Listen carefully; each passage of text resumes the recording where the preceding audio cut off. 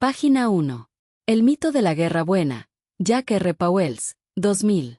Estados Unidos en la Segunda Guerra Mundial. Se ha dicho que los hechos tienen la cabeza dura, y que antes o después muestran su verdadera efigie. Pero también es verdad que la historia necesita de contribuciones científicas como las de Sino Pauwels para que el rostro de la verdad aparezca por fin a la luz del conocimiento público. ¿Cuántas cosas no sabíamos de la historia del siglo XX y Pauwels nos las revela en este libro? El mito de la Guerra Buena, especialmente el libro de Jack R. Pauwels, cuestiona la visión de la Segunda Guerra Mundial como una cruzada desinteresada de Estados Unidos contra el fascismo. Argumenta que la intervención estadounidense fue impulsada por intereses económicos y de élite, y no fue una simple lucha entre buenos y malos, desmontando la narrativa histórica oficial. Puntos clave del mito y su revisión. Intereses económicos. Se sostiene que grandes corporaciones estadounidenses se beneficiaron y apoyaron financieramente a Alemania antes y durante el conflicto, buscando nuevos mercados y la destrucción de la amenaza socialista, URSS. La buena guerra es propaganda. La narrativa de la guerra buena es vista como una construcción para legitimarla, ignorando acciones cuestionables de los aliados como el bombardeo de Dresde o el uso de la bomba atómica. Motivación de Estados Unidos. Según Pauwels, Estados Unidos no entró en la guerra principalmente para salvar a las víctimas del nazismo, sino para consolidar su posición como potencia mundial dominante, asegurando intereses corporativos. Complejidad del conflicto. Se argumenta que, a pesar de la criminalidad innegable del nazismo, el papel de Estados Unidos fue complejo y poco desinteresado, buscando un orden geopolítico favorable. Fue el papel de los Estados Unidos en la Segunda Guerra Mundial un idealista esencial, una lucha cruzada para conquistar las fuerzas oscuras del fascismo alemán y el militarismo japonés. ¿Fue una guerra inequívocamente buena? El historiador Jack Pauwels cuestiona esta visión ortodoxa de la participación de Estados Unidos en la Segunda Guerra Mundial. En su opinión, los Estados Unidos no son el campeón desinteresado de la democracia ante la dictadura. Su papel en la guerra se determinó, más bien, por los intereses de sus corporaciones y de sus élites sociales, económicas y políticas. Su análisis aborda explícitamente muchos de los mitos que desde entonces se han fomentado sobre la decisión de Estados Unidos de entrar en la guerra junto a la Unión Soviética, el Reino Unido y Canadá, y contra la Alemania nazi. El mito de la buena guerra ofrece una mirada fresca y provocativa al papel de los Estados Unidos en la Segunda Guerra Mundial. Pasó 4 meses en las listas de superventas de no ficción en Europa en 2000, y desde entonces se ha traducido al alemán, español y francés. Se ha dicho que los hechos tienen la cabeza dura, y que antes o después muestran su verdadera efigie, pero también es verdad que la historia necesita de contribuciones científicas como las de Sino Pauwels para que el rostro de la verdad aparezca por fin a la luz del conocimiento público. ¿Cuántas cosas no sabíamos de la historia del siglo XX y Pauwels nos las revela en este libro? Prólogo. Objetivos y metodología. Este libro no es el resultado de una ardua investigación llevada a cabo en los monumentales archivos nacionales de Washington o en cualquier otra importante colección de documentos. Para crearlo, poco o nada se han utilizado lo que los historiadores llaman fuentes primarias. Por otra parte, las páginas que siguen no ofrecen ninguna revelación dramática o hechos desconocidos. Sin embargo, espero que este conciso estudio aporte algo de valor y una nueva y posiblemente sorprendente interpretación histórica de los hechos, que son ya familiares para muchos de nosotros. Los estudios que se basan principalmente en las fuentes primarias son casi siempre monografías y análisis detallados de un hecho histórico que tienden a la búsqueda o esclarecimiento de alguna pequeña pieza del gran rompecabezas que es la historia. En este caso, los complejos acontecimientos que rodearon la Segunda Guerra Mundial. Las investigaciones eruditas realizadas por expertos historiadores son ejemplos de esta forma de análisis histórico, que acaba plasmándose en ensayos difícilmente comprensibles para la mayoría, ya que en realidad son obras dirigidas a un público especializado. Estas obras de investigación suelen ser respetuosamente calificadas de imprescindibles para avanzar en la frontera del conocimiento histórico.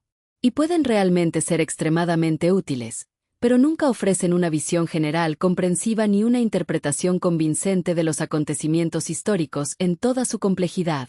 No muestran, en definitiva, el rompecabezas completo sino solamente sus partes. En consecuencia, se hace necesario otro tipo de estudio histórico, un trabajo de síntesis menos interesado en los detalles que en la totalidad de un drama histórico. En contraposición a los trabajos monográficos, las síntesis ofrecen una visión general acompañada de una interpretación de los hechos. Más que en las fuentes primarias, las síntesis se basan en fuentes secundarias, en análisis preexistentes y en lo que los sociólogos llaman paradigma, que es la idea básica en la que se inspiran todas las teorías interpretativas. El estudio que sigue no es un análisis, pues tiene un propósito de síntesis al ofrecer un esbozo general relativamente breve, así como una interpretación fundamentada del papel jugado por los Estados Unidos de América en la Segunda Guerra Mundial. Este tema fascinante ha sido ya objeto en América, durante los últimos 10 años, de numerosas síntesis. Sin embargo, el presente estudio difiere de forma evidente de los puntos de vista ortodoxos sobre la historia de la guerra y sobre el papel jugado por los Estados Unidos en el conflicto. No obstante, deseo aclarar que no se aleja del enfoque tradicional en un intento de convencer al lector de que Hitler no fue realmente tan terrible o de que el nacionalsocialismo tenía sus lados positivos, como es el caso de algunos recientes tratados sobre la época. Esta síntesis se basa en la irrefutable premisa histórica de que Hitler y sus secuaces nazis fueron desmedidos criminales y el nazismo un sistema despiadado basado en una ideología inhumana y despreciable. En lo que sí se distancia mi estudio de los enfoques ortodoxos es en que mantiene la tesis de que el papel de Estados Unidos, o más exactamente, el liderazgo político y económico de América en tiempos de guerra, no fue en muchos aspectos tan positivo como se asume generalmente. La abrumadora mayoría de trabajos que estudian el papel de los Estados Unidos en la Segunda Guerra Mundial lo hacen de una forma convencional y son típicos ejemplos de lo que podríamos llamar historia confortable. Este término se refiere a la literatura histórica que sistemáticamente confirma lo que los americanos aprenden primero en la escuela y revalidan una y otra vez a lo largo de toda su vida, que los Estados Unidos, defendiendo el ideal de la democracia, asumieron el liderazgo de la cruzada contra la dictadura y procedieron a ganarla virtualmente con una sola mano. Mi trabajo no entra dentro de esta categoría, no pertenece a lo que un historiador británico ha llamado escuela de tambores y trompetas de la historiografía militar. En lugar de esto, plantea preguntas conflictivas y abunda en lo que el especialista en ciencias políticas americano Michael Parenti designa como sucias verdades. Este tipo de interpretación molestará a algunos lectores. Otros, es de esperar, la aprobarán y la encontrarán liberadora. Su propósito no es hacerles caer en el sueño intelectual de otra historia confortable, sino llevarles a una reflexión estimulante. Tampoco trata la guerra como un problema de relaciones internacionales o como un acontecimiento exclusivamente militar. Este estudio ofrece algo de economía política, intentando explicar que el papel interpretado por los Estados Unidos en la guerra estaba absolutamente condicionado por su situación económica y social, sus posibilidades políticas, sus dificultades y sus aspiraciones. En consecuencia, pongo mucha atención a lo que los alemanes llaman sus Zusammenhänge, las conexiones entre los problemas económicos sociales internos en EU, la estrategia militar y la diplomacia internacional de Washington. Aún hay otra diferencia más entre este libro y los estudios convencionales sobre el papel de los EU en el gran Armagedón del siglo XX. No solo la guerra misma recibe nuestra atención, sino también los importantes acontecimientos de la anteguerra y de la posguerra. En otras palabras, este libro analiza las interconexiones cronológicas, enfatiza la continuidad entre los años 20, los 30, los años de la propia guerra y el periodo de posguerra, extendiéndose hasta sucesos recientes como la reunificación de Alemania. Busca respuestas a preguntas tales como, ¿por qué muchos influyentes americanos estuvieron a favor del fascismo antes de la guerra? ¿Y por qué transcurrió tanto tiempo hasta que América decidió apoyar a las democracias europeas contra la Alemania nazi? En cuanto a la posguerra, ¿por qué los dirigentes de EU no erradicaron todas las formas de fascismo en Alemania y en otros lugares después de 1945? ¿Por qué en vez de eso eligieron oponerse a los antifascistas? Adicionalmente, este estudio analiza la enorme influencia de la guerra en la sociedad estadounidense y las relaciones de posguerra con el mundo, particularmente con Alemania y la URSS. Se contextualiza la división de Alemania, su reunificación y los acontecimientos históricos en la América anterior a la guerra, los acontecimientos militares, políticos y económicos producidos durante la propia guerra, así como aquellos hechos devenidos tras la confrontación y que marcarían un largo periodo de la historia conocido como la Guerra Fría.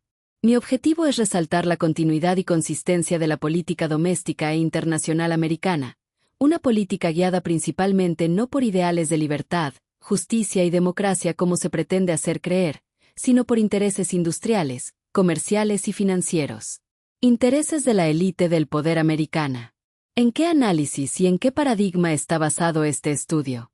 Ninguna síntesis puede tener en cuenta todos los análisis publicados sobre algún aspecto del tema que nos preocupa.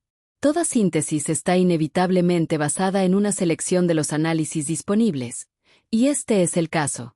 Para realizarla, hice un uso selectivo no solo de los análisis históricos, sino también de los estudios políticos y económicos y de los ensayos multidisciplinarios publicados tanto en EU y Gran Bretaña, como en Alemania, Francia y otros países. Esta síntesis poco ortodoxa fue inspirada primeramente por una serie de originales y controvertidos estudios históricos producidos en los primeros años 60, y otros de años recientes. Estudios que no tenían la intención de ofrecer una visión favorable sobre el papel de los EU en la Segunda Guerra Mundial. En esta muy heterogénea familia de estudios encontramos primeramente los trabajos de los llamados historiadores revisionistas, que alcanzaron notoriedad durante e inmediatamente después de la Guerra de Vietnam. Revisionistas tales como William Appleman Williams y Gabriel Kolko destacaron por sus puntos de vista críticos sobre la política exterior de Estados Unidos antes, durante y después de la Segunda Guerra Mundial, durante los primeros años de la Guerra Fría y, por supuesto, durante la Guerra de Vietnam. Otro bien conocido revisionista es Gar Alperovitz, cuyos minuciosos estudios sobre la diplomacia atómica de América en 1945 causaron conmoción en los Estados Unidos en 1995, con ocasión del cincuentenario de la destrucción de Hiroshima. El término revisionista origina alguna confusión, porque también se usa para referirse a quienes buscan revisar la historia de la Segunda Guerra Mundial y de la Alemania nazi en el sentido de negar la realidad histórica del Holocausto. Sin embargo, los historiadores revisionistas de América no tienen nada que ver con los que buscan rehabilitar a Hitler. Son revisionistas porque asumen un examen crítico y diferente a lo establecido como correcto en el análisis oficial sobre la intervención americana en la guerra. Esta clase de exámenes va apareciendo también en otros países. Son muy interesantes. Por ejemplo, los estudios críticos publicados recientemente en Alemania sobre el poco conocido papel de Estados Unidos durante la ocupación y posterior división de ese país. Las íntimas y altamente rentables conexiones que las grandes corporaciones americanas, Coca-Cola, IBM, Ford, General Motors e ITT, mantuvieron con sus subsidiarias y o colaboradoras en la Alemania de Hitler antes, durante y después de la guerra, no han recibido mucha atención por parte de los principales historiadores. Esta reticencia tiene probablemente mucho que ver con que las influyentes corporaciones envueltas en negocios con los nazis prefieren mantener cerrada la caja de Pandora.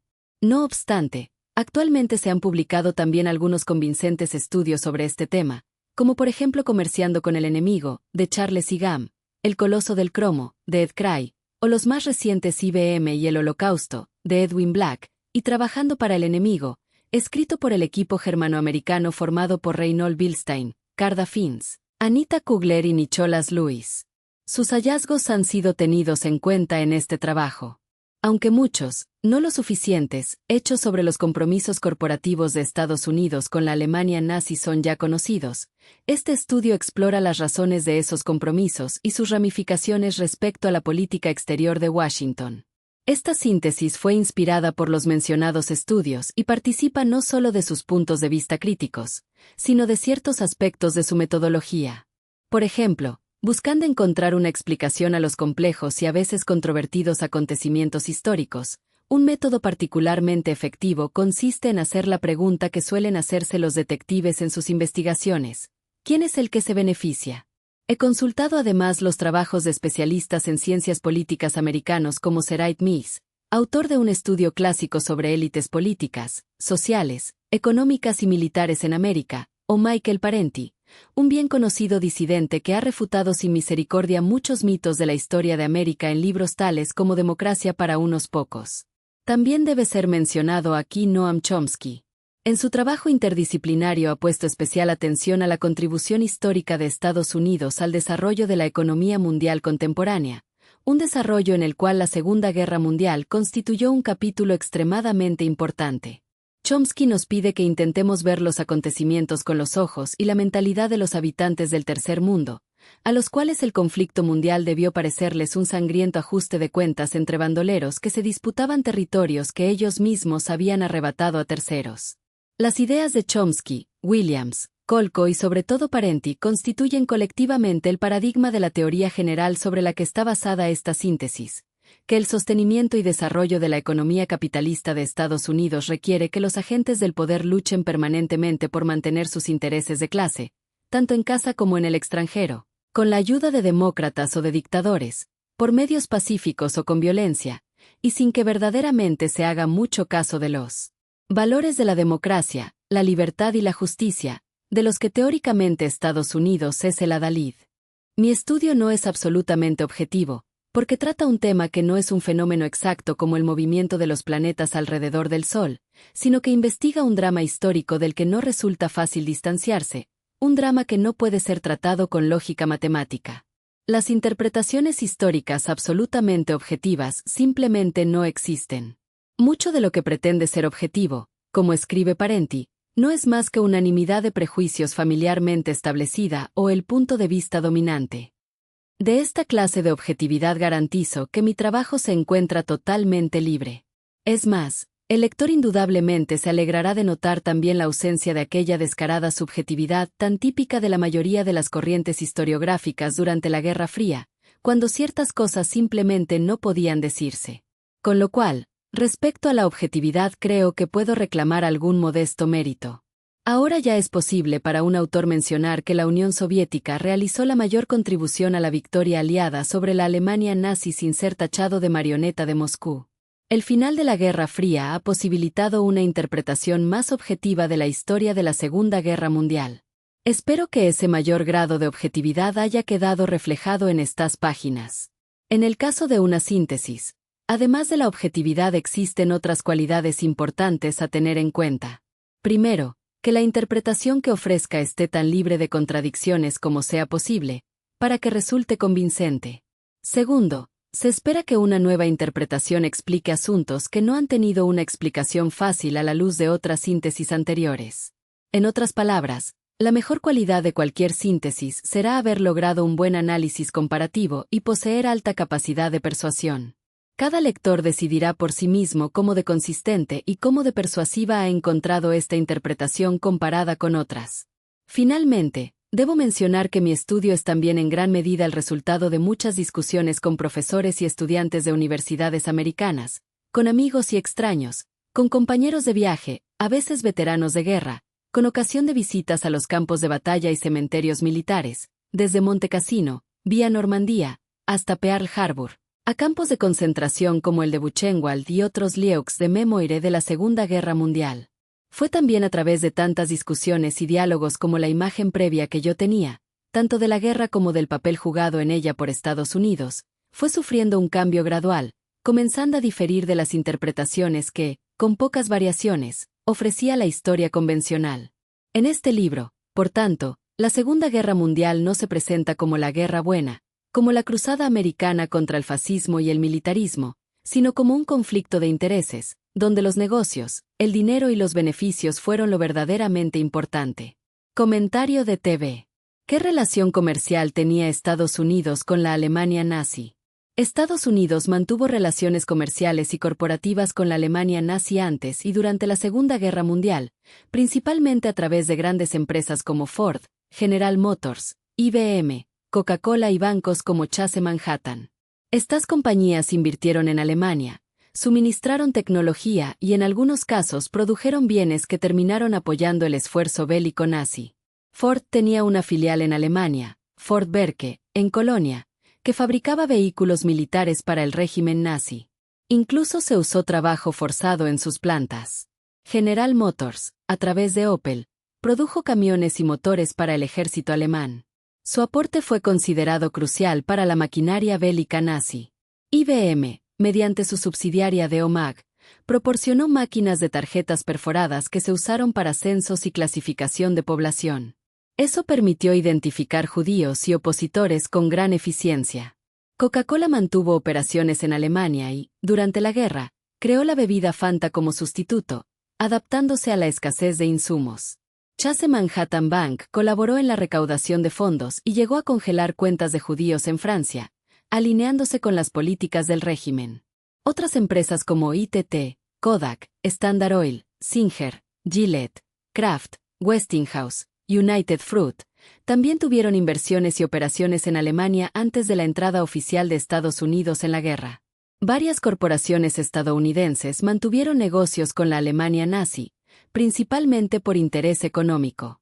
Algunas aportaron tecnología, capital o producción industrial que terminó beneficiando al régimen de Hitler. Contexto histórico. Antes de 1941, más de 250 empresas estadounidenses tenían activos en Alemania por valor de $450 millones. Motivación principal: el beneficio económico. Muchas corporaciones vieron en el régimen nazi un socio que garantizaba estabilidad y represión sindical. Después de la entrada de Estados Unidos en la guerra, diciembre de 1941, el gobierno alemán tomó control de varias filiales, aunque las inversiones y beneficios previos ya habían fortalecido al régimen. Riesgos y polémicas. Complicidad moral. Estas relaciones corporativas han sido criticadas como una forma de colaboración indirecta con el nazismo. Negación posterior. Varias compañías han negado haber apoyado al régimen, alegando que sus filiales fueron expropiadas o que no tenían control directo. Impacto en la historiografía. Los vínculos corporativos han sido menos estudiados que los aspectos militares, en parte por la influencia de las mismas empresas en la narrativa histórica. Estados Unidos, a través de sus corporaciones, sí tuvo relaciones comerciales significativas con la Alemania nazi, motivadas por intereses económicos y estratégicos. Aunque muchas de estas conexiones se interrumpieron tras la entrada oficial de Estados Unidos en la guerra, el aporte previo de tecnología, capital y producción industrial fue relevante para el régimen de Hitler. Página 15.